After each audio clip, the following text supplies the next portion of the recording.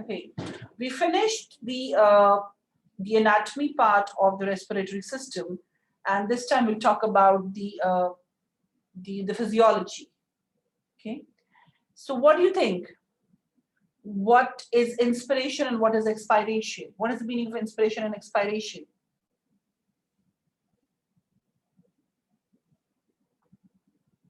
Good morning, everyone. Inhalation and exhalation, right? Taking air in, taking air out, right? This is inspiration and expiration. Inhale and exhale, absolutely. Isn't it? Yes, you're right.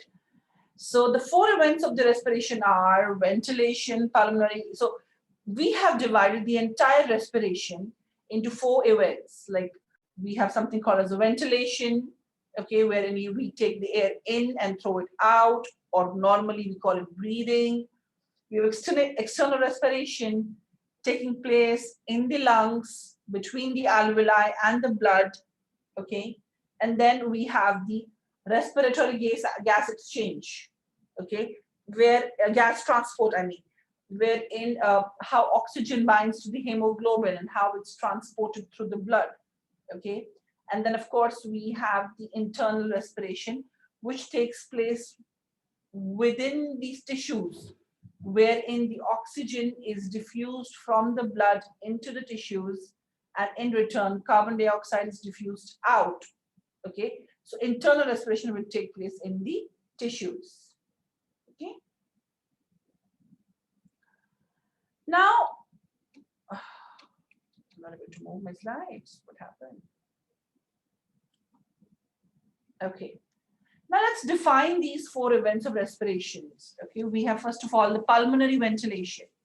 As I just now said, that simply moving air into and out of the lungs, okay, is called as, we take the air in, throw it out, right? So this is simply called as the pulmonary ventilation, also called as the breathing, okay? So it takes place between the atmosphere and the alveoli, okay? So from the atmosphere, the oxygen will go, okay, we'll inhale the air and it will be transported, we will take the air in and it will enter into through the respiratory membrane, it will enter into the, what, after that, once we take the air in from the alveoli, the air will enter into the blood vessels or blood capillaries, okay, and then from blood capillaries, it's going to be transported through the blood, okay. So, so pulmonary ventilation is just breathing in and breathing out. That's it, between atmosphere and the alveoli, not going into the blood later on. Okay, but yes, into the blood. When I say from alveoli into the blood, we say it is the external respiration. So, what is an external respiration? It is basically when we inhale air in. Okay, and now the air is in the lungs. It's there in the alveoli. Okay. And that oxygen or that air, that oxygen has to be, has to diffuse from the alveoli into the pulmonary blood, okay, from the alveoli into the pulmonary blood, into the blood capillaries, into the blood, okay, that would be called as the external respiration, okay. Then of course we know that what happens here if this is an alveoli, okay. So if this is a blood vessel surrounding it, okay, so this alveoli is very rich in O2. So oxygen will, and the blood is less in O2 here because all the oxygen has been used up, right? So blood is deoxygenated here. So the concentration of O2 is more here. So O2 is going to be diffused or loaded into the blood. In return, since this blood is deoxygenated, it has lot of CO2 in the blood, lot of CO2 in the blood as compared to the alveoli. So the carbon dioxide is to, will be unloaded, okay, from the blood capillaries or from the blood into the alveoli.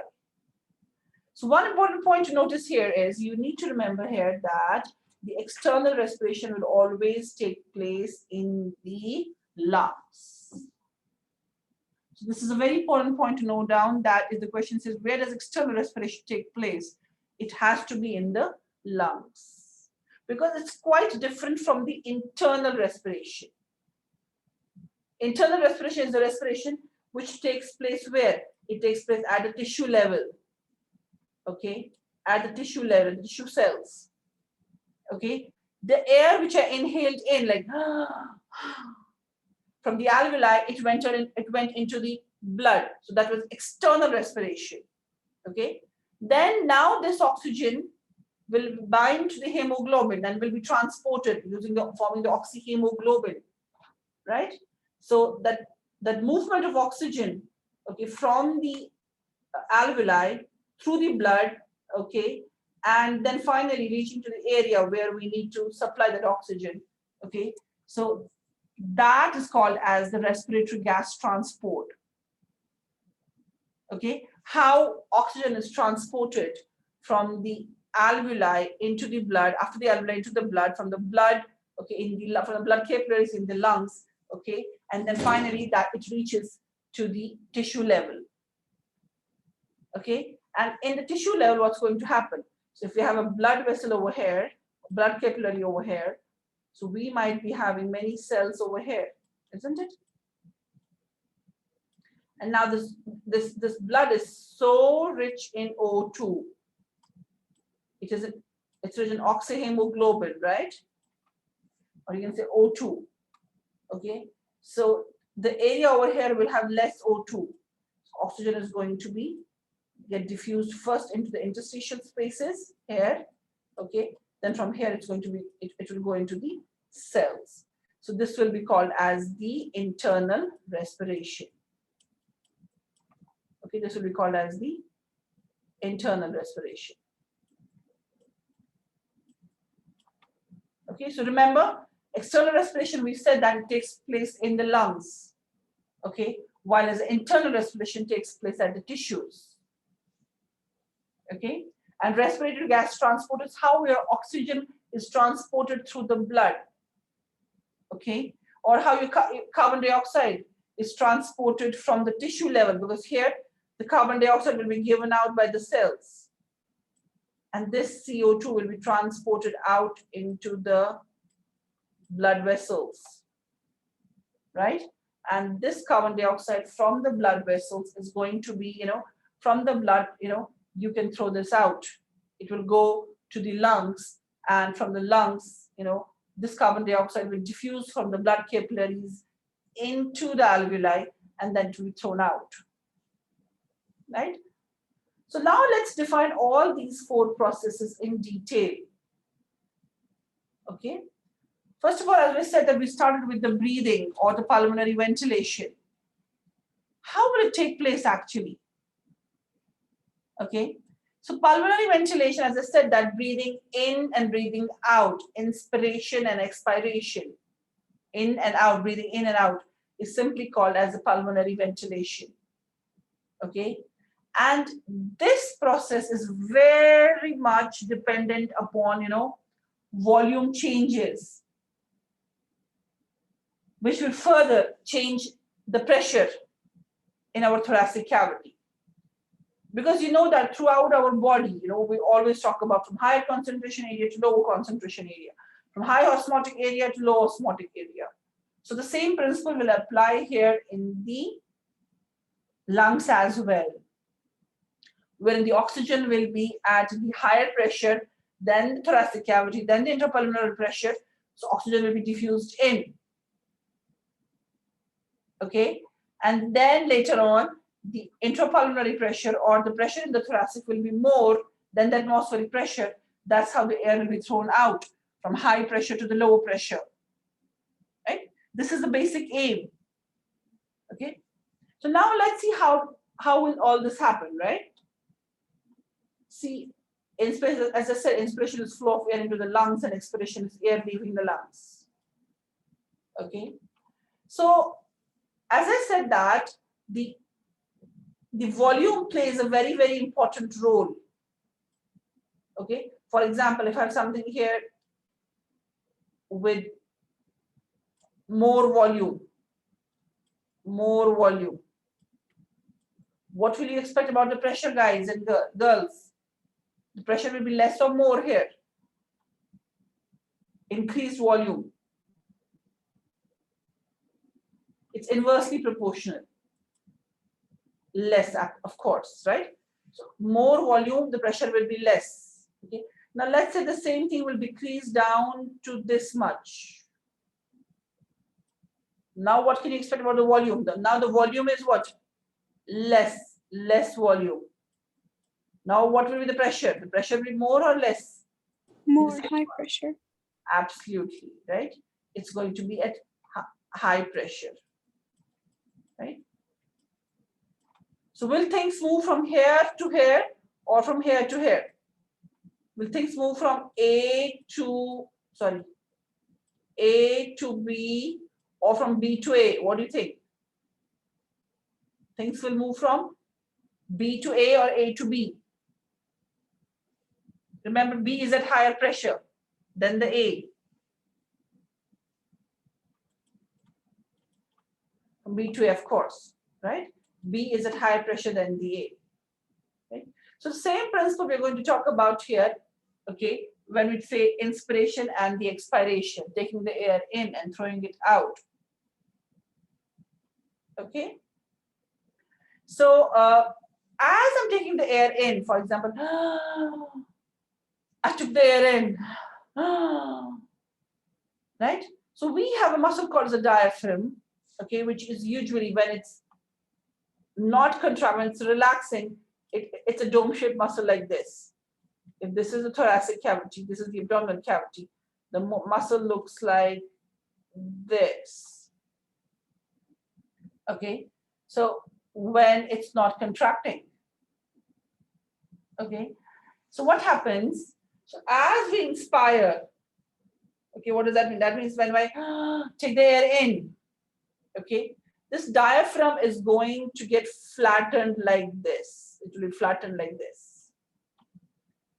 If it's flattened like this, that means it's no more now dome-shaped. It's flattened like this.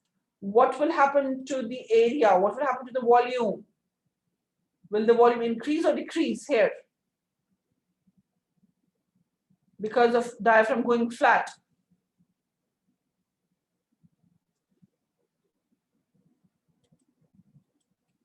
Increase. So we'll have more space in the thoracic cavity. But not only that, there's also one more very important muscle, which is called as an external intercostal muscle. We spoke about this muscle, in last semester. The main function of this muscle is to elevate the rib cage, to expand the rib cage, to lift the rib cage, to elevate the rib cage. That's the main function of the external intercostal, if you remember this diagram, right? So what's going to happen is that, so when I am taking the air in, as my rib cage is elevated, expanded, and so is my diaphragm, which is flattened. Diaphragm is flattened. Obviously, the volume here will be more, will be increased. And the pressure will be, of course, be inversely proportional, will be less pressure, right? So less pressure, negative is a less pressure. But here in the atmosphere, I will have more pressure than what we have in the thoracic cavity, right? So intrapulmonary pressure will be less than the atmospheric pressure, right? As I said, from higher pressure area to the lower pressure area. So that is where oxygen is going to get diffused from higher pressure area to the lower pressure area. That means from the atmosphere into our thoracic cavity or into our lungs. Right? Did you all understand?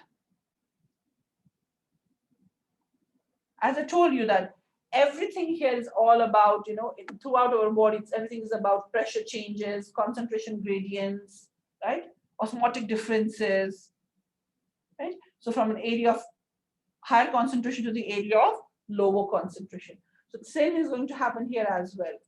Atmosphere has lesser pressure than the, atmosphere has more pressure than the thoracic cavity. That is why the oxygen is diffused into the lungs. Now, what about the opposite? Okay, let's see the graph first. If you see here, the intrapulmonary pressure, okay, is a negative here. Look at this. It's a negative when we inspire in, because we have more space, because the dome has, the dome-shaped muscle, right? The diaphragm is flattened and ribs are elevated. So more space, obviously less pressure. So that's why the pressure is negative here into the inspiration. Well, let's see what happens in the expiration. In the expiration, first of all, if you remember, we discussed that last semester as well. In the expiration, what you need to know is that we do not use any muscle when we are breathing quietly. In quiet breathing, like I'm breathing normally without any forceful breathing. Okay, so we say that breathing or inspiration is just a passive process. Okay, because it's not dependent. If it's a quiet breathing, remember, not the forced breathing. We'll talk about the force would be like this. This is a forced breathing. So we'll talk about this in a while. I'm talking about quiet breathing, quiet respiration. In quiet respiration, okay, so we do not use any muscle. Okay, it's simply, if you see here, the same intercostals. First of all, the diaphragm, which was flattened. The diaphragm has to come back to the normal place, right? Because it has to relax now. The diaphragm has to relax now, isn't it? So what's going to happen as it's going to relax, as it was relaxed, right? Sorry, as it was contracted, now it has to relax now. And we know that the relaxed position of the diaphragm is always in the form of a dome shape. So it's simply going to relax now and come back to the normal place, like the way it was before. The dome-shaped muscle, right? The diaphragm. And so is your external intercostals. Okay? Your external intercostals, which contracted earlier to elevate the rib cage, to expand the rib cage, now they're going to relax. When they relax, the ribs are depressed, right? Look at this. Here, ribs were in a relaxed position. They were expanded till here. The ribs were expanded till here. Look at this. So this was the expansion earlier. But now, since they're relaxing, the external intercostals are relaxing. So rib cages, or you can say the rib cage is going to come back to its normal position, what it was before. As it will come back to the normal position, what will happen to the volume, guys, girls? What will happen to the volume here? Will the volume be less or more? I have dome-shaped, diaphragm coming back to the normal position. What's happening here now? Yes, the volume is going to, there's less space available. So intrapulmonary volume is going to be decreased, less space, right? As we have less space here, automatically what will happen? The pressure will be more, isn't it? The intrapulmonary pressure will be more. The pressure will be here positive now within the lungs. Okay, as compared to what we have in the atmosphere,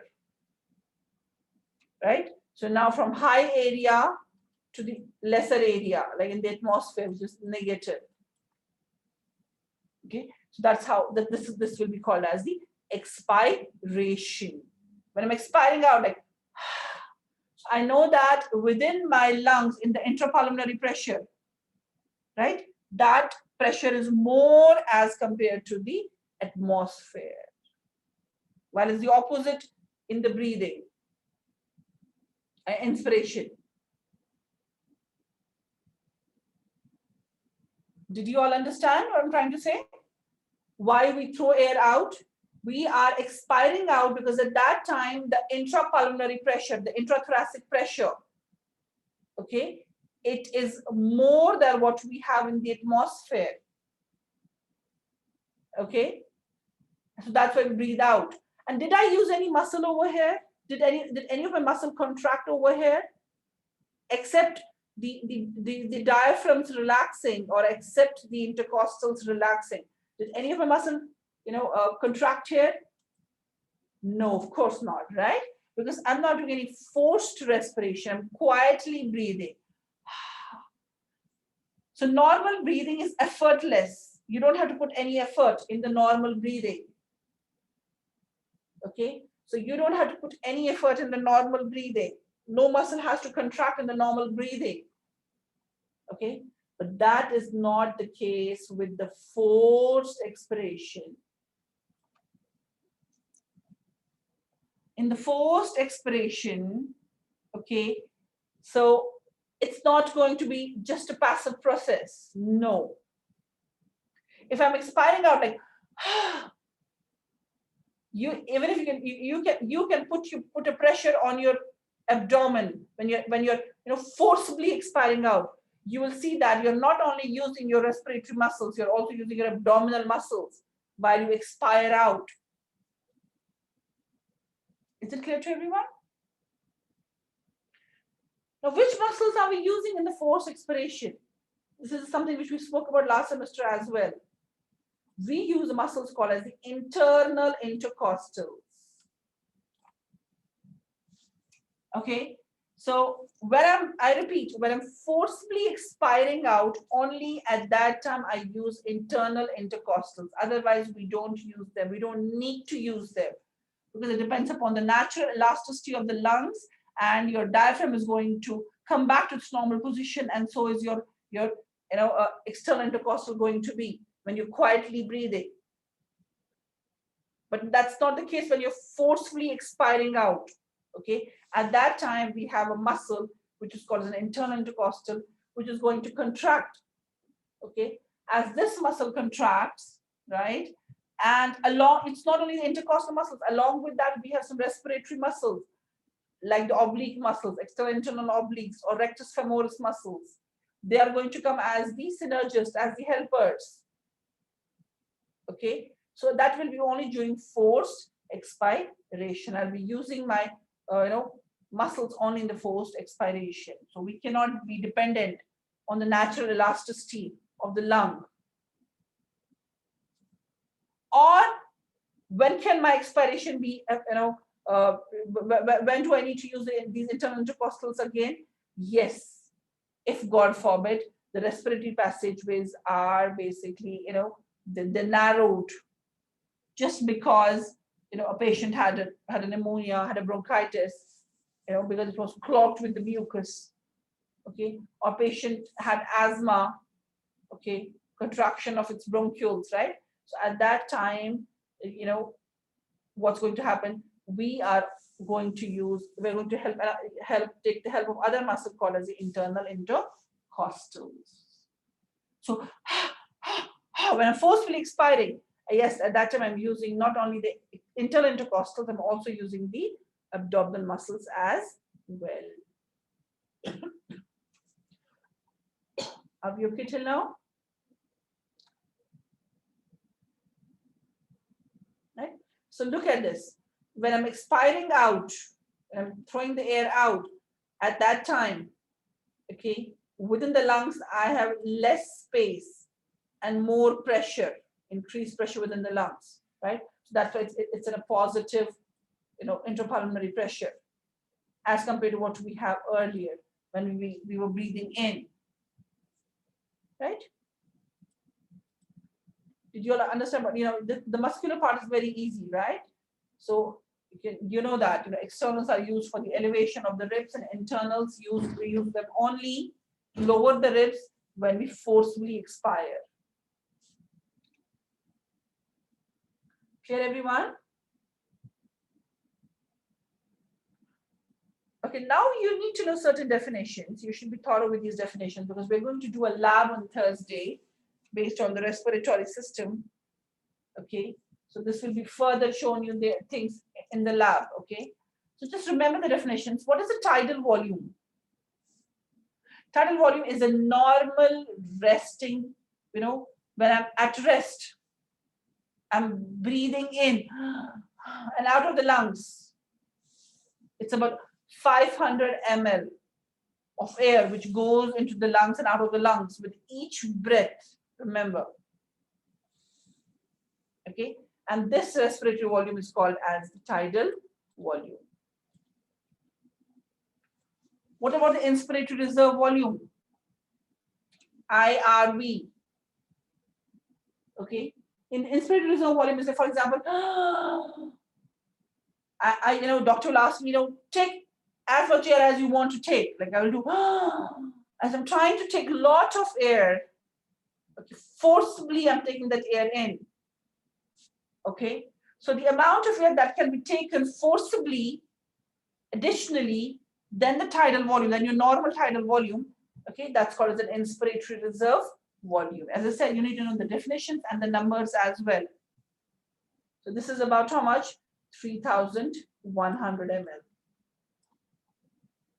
That's called an inspiratory reserve volume. Look at the graph. This is the normal tidal volume, okay, and this is the inspiratory reserve volume. Look at this, 3,100 ml. Okay. What is the expiratory reserve volume? So for example, if even if when I'm exhaling out, when I'm throwing the air out, like one's a normal, when I'm quietly breathing in and out, quietly throwing the air out. Okay, but then expiratory reserve volume is like the amount of air that can be forcibly thrown out or exhaled out. Like, oh, I just tried my best to take out all the air which is present in my lungs. I may not be able to do that. Okay, so this is approximately 1,200 ml. And why I can do that? Because of something called the residual volume. What is the residual volume? Residual volume is that volume of the air which will remain in the lungs even after you try to continuously force that air out, like not possible. The way we spoke about in the blood in the chapter cardiovascular system, when the heart tries to contract, when the ventricles tries to contract, there'll be always and always some amount of blood which will stay there, within the heart. So same thing with the lungs as well. How much ever I try, like, I'm trying my best to throw all the air out, but there'll be always some amount of air which will stay there in the lungs. And that is very, very important because it will allow the gases to still exchange, even though I'm not breathing right now, I'm expiring right now. Did you all understand, ladies? What is the residual volume? Right? So amount of the blood, the amount of the air which will stay there in the lungs, even if you try to forcibly throw that out, expire out. And why that is kept in the lungs? The reason for that is because we want the alveoli to remain inflated. We want the oxygen process to still take place even if you are not breathing for that small amount of time. Because you're exhaling, you're throwing the air out. Okay, so what's going to happen is that, only about, there's about 1,200 ml of the blood that will still remain in the lungs. That's called the residual volume, air in the lungs. About how far the blood, we'll talk about, it's not about the blood becomes acidic. Blood will not become acidic like this. Once we start discussing the carbon dioxide, the role of carbon dioxide, we'll talk about how blood will become acidic. Okay? What is the vital capacity? Like the normal capacity, okay? What is your total amount of capacity? How much air you can exchange? Okay? So that's the maximum amount of air that can be voluntarily moved into and out of the respiratory system.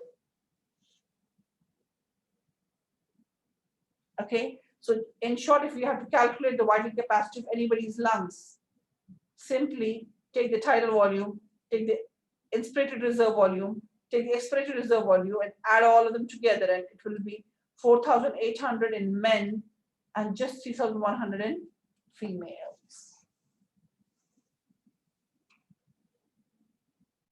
Is it clear to everyone?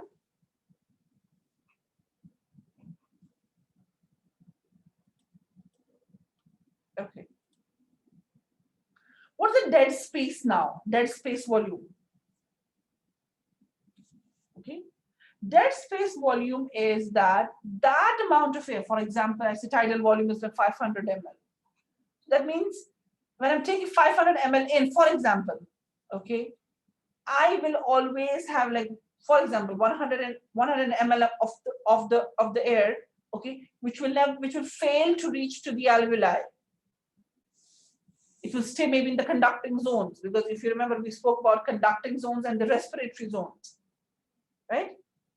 The trachea, the nose, the pharynx, the larynx, the trachea, primary bronchioles, secondary, they are all what? They're the conducting zones. So that air which I'm inhaling, but unfortunately it cannot reach down to the lungs, it's called as the dead space volume, because it's of no use to us. It never reached to the lung.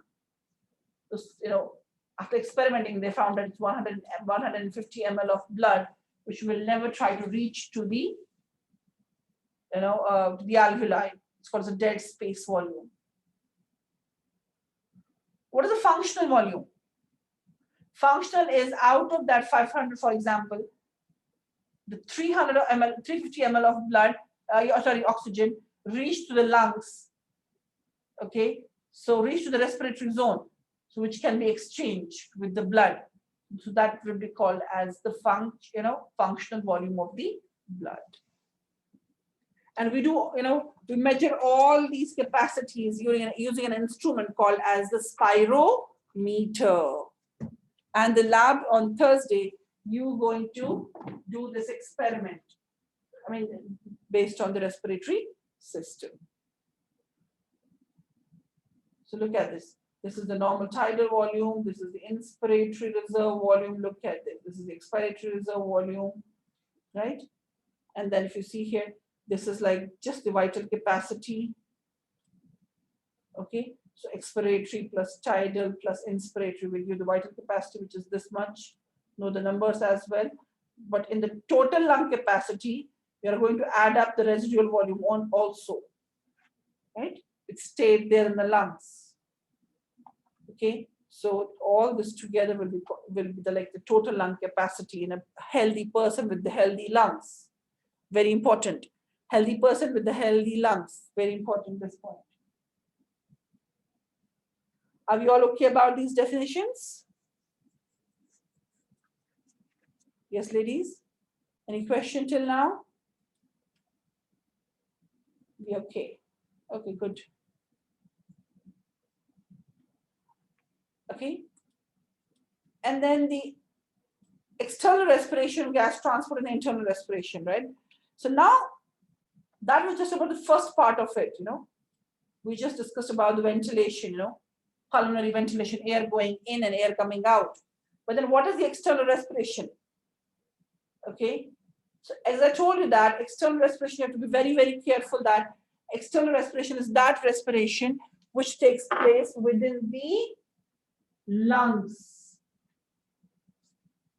Okay, so if you can see over here, when I say external respiration, that means if I took the oxygen in, took the oxygen in, right?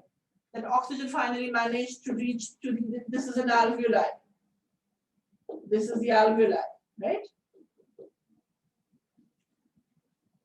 So the concentration of O2 will be more in the alveoli. We will have more O2 in the alveoli.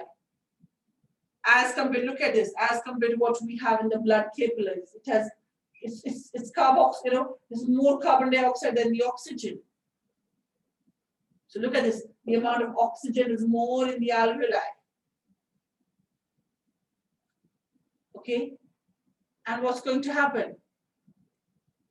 Okay, alveoli of the lungs has more oxygen. Okay, now this O2 is going to get diffused into the blood capillaries. Right? So remember that this is the lungs part. This is the taking place in the lungs. As oxygen is there in the lungs now, it moved into the blood now. So this oxygen will be transported through the blood. Blood will leave the lungs, right? To the four pulmonary veins. And these pulmonary veins are going to bring the blood where? Guys, it's an oxygenated blood, right? It's going to bring the blood in the right atrium. The blood is in the right atrium, isn't it? Here, through then what do we have?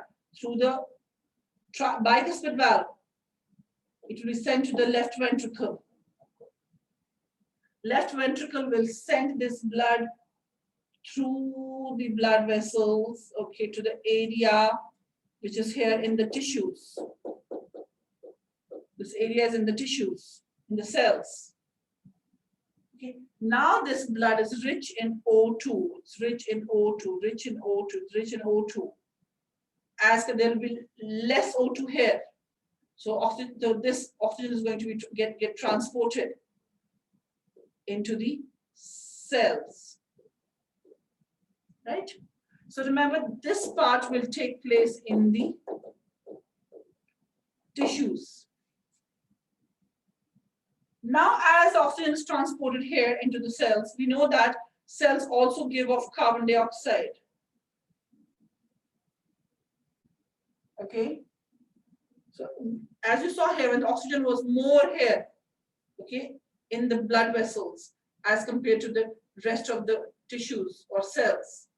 But here, it's now the opposite. We have more carbon dioxide here, right? Isn't it? In the tissue cells. So that, and we have less CO2 here. So that's why CO2 is going to enter into the blood now. From an area of higher concentration to the area of lower concentration. And now this blood is all deoxygenated using the superior and inferior vena cava. It's sent to the right atrium. And through the tricuspid valve, it will go to the right ventricle, and right ventricle is going to send this blood for oxygenation again where? To the alveoli. So whatever happened here, between the alveoli and the blood, so this will be called as the external respiration.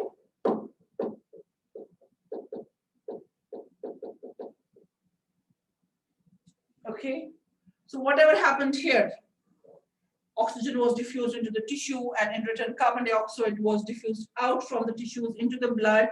So all this will be called as the internal respiration. Isn't it? And all this transportation of O2 from the lungs to the area, or transportation of carbon dioxide from the tissues to the lungs, right? All this will be called as the gas transport or transport of gases, whether it's the oxygen or whether it's the carbon dioxide.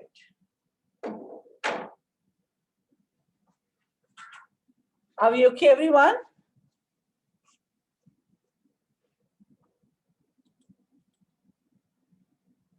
It's okay with that, no problem. Okay, so this is all explained. What is the external respiration? So movement of O2 into the blood, okay, will be called as the loading in the lungs, isn't it? O2 from the alveoli into the lung because the loading, and in return movement of CO2 into the alveoli from the blood will be called as the unloading. Okay. So remember that it's always about, it's always about diffusion. Diffusion, the area which has more oxygen, from that the oxygen will move to the area which has less oxygen. So remember this, or the area which has more carbon dioxide, from that the carbon dioxide will move to the area which has less carbon dioxide. So it's all about that. Is it clear to everyone? Any questions till now?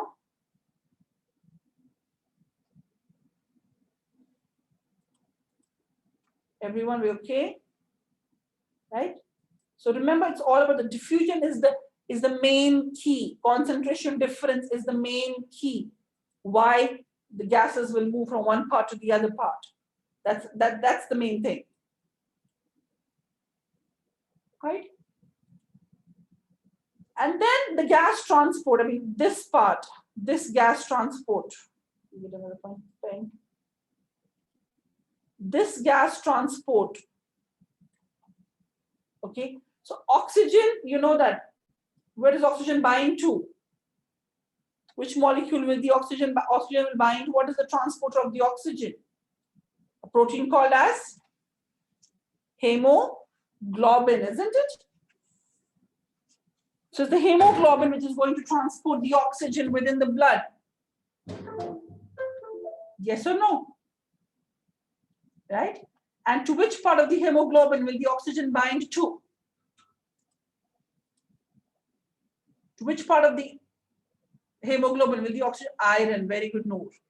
And if I ask you a question from biochemistry, what kind of protein is a hemoglobin? Is it a primary, secondary, tertiary, or a quaternary? The hemoglobin. Quaternary. Quaternary. Very good. Why is it quaternary? What do we have in the quaternary structure? Why hemoglobin is a quaternary? Because it has 4 subunits. Very good, Gada. Because it has 4 subunits. Remember, in the quaternary structure, we will have many subunits. Okay.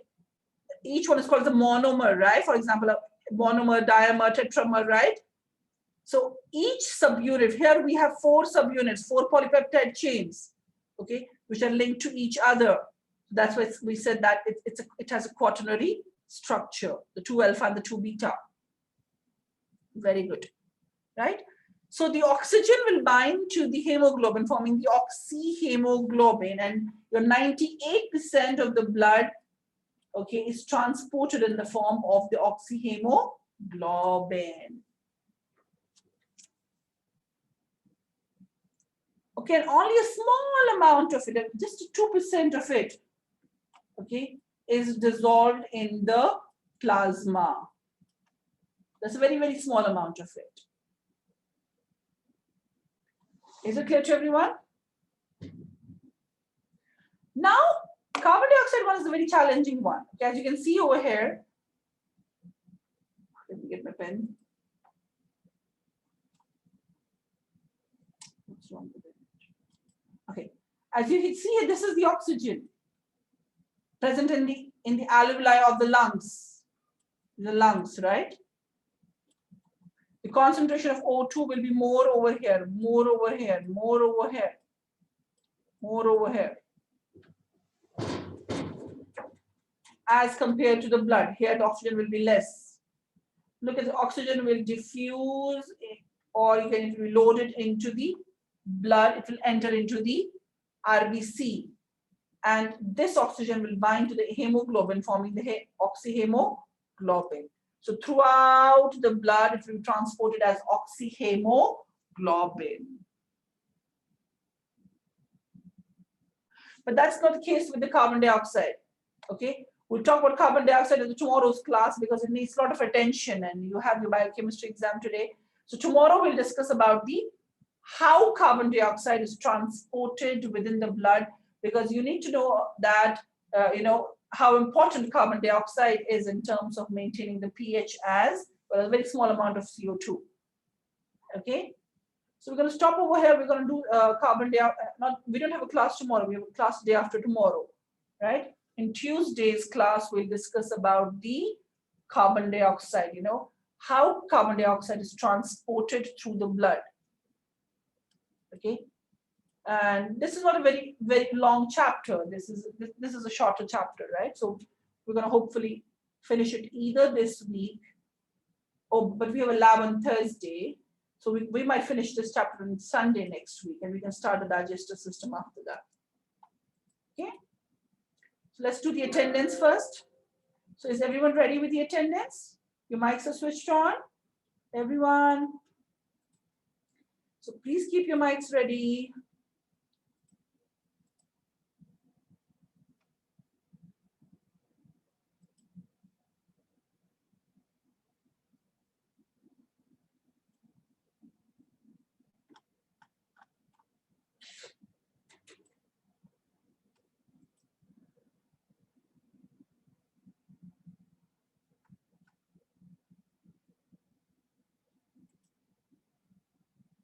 Okay. Okay, so Alia Muhammad. So please switch on your mics.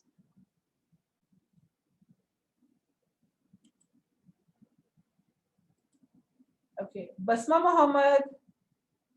Doctor, this is the 11 a.m. section. Oh, I'm so sorry, dear. Thank you, dear. Thank you, dear. I was wondering. Because before this, I did the attendance for the 11 a.m. section. There was one girl who attended the morning class. Yes. Thank you, dear, for reminding. Okay. Abir, Khalid. Yeah. Abir. Thank you. Al Johara. People who are done, they can leave. Okay, people who are done with the attendance, they can leave. And Al Johara. Present. Okay. Alma Saud. Aya Hassan. Present. Okay. Dareen. Present. Dai.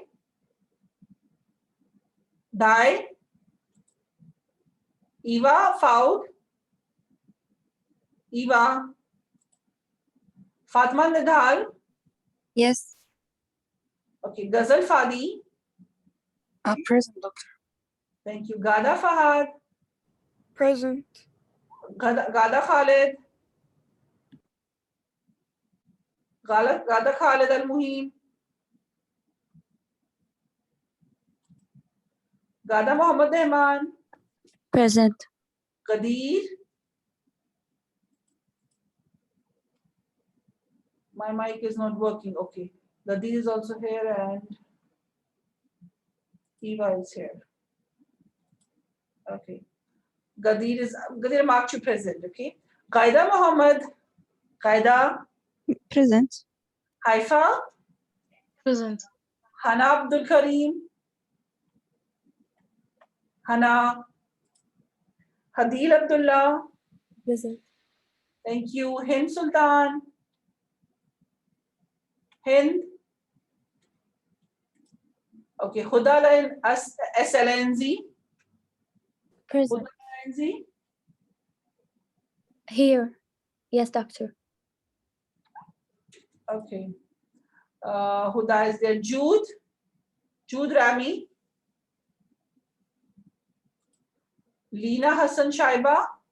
Yes, doctor. Present. Liana Na Samur. I'm present. Thank you, Maisa. Present. Thank you, Munira Badar. Present. Noor. Yes, present. Noora Khalid. Present. Noor Basam. Present. Noora Sameer. Present. Noora Shaya. Noora Shaya.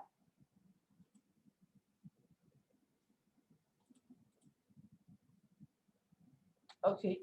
And then you have Ragad Walid. Present. Raneem Abu Shama. Present, doctor. Thank you. Rava. Present. Razan. Present. Reem Muhammad. Present. Reem Hamad. Present. Rawa Majid. Rawa Majid, Sara Umran. Yes, present. Thank you, Doctor, Sara. I'm present. Sorry? Hannah Abdul Karim. Doctor, I'm present too, Jude. Okay. Give me a minute. Okay, let me finish and then I'll call back your name once again. So Sara, is there Sara Ahmed? Present. Shatha? Yes, doctor, present. Wajdan? Wajdan. Okay. So ladies, you need to be very careful with the attendance because, attendance is very, very important. Otherwise, the policy. Otherwise, you will not be able to write the final exams. Okay. So the people who have the problem with the attendance, so they might have already received the attendance warning and they will, I'm going to send the attendance warning further. Right, so please take care of your attendances. It's not only about the grades, it's about the eligibility for the exams as well. So please take care of your attendance, everyone. Okay, so let me call the names of those people. So rest of you can leave. Thank you, everyone. Okay, so yeah, you too, everyone. Bye-bye. See you in the evening. All the best for the exams. Okay, so tell me now.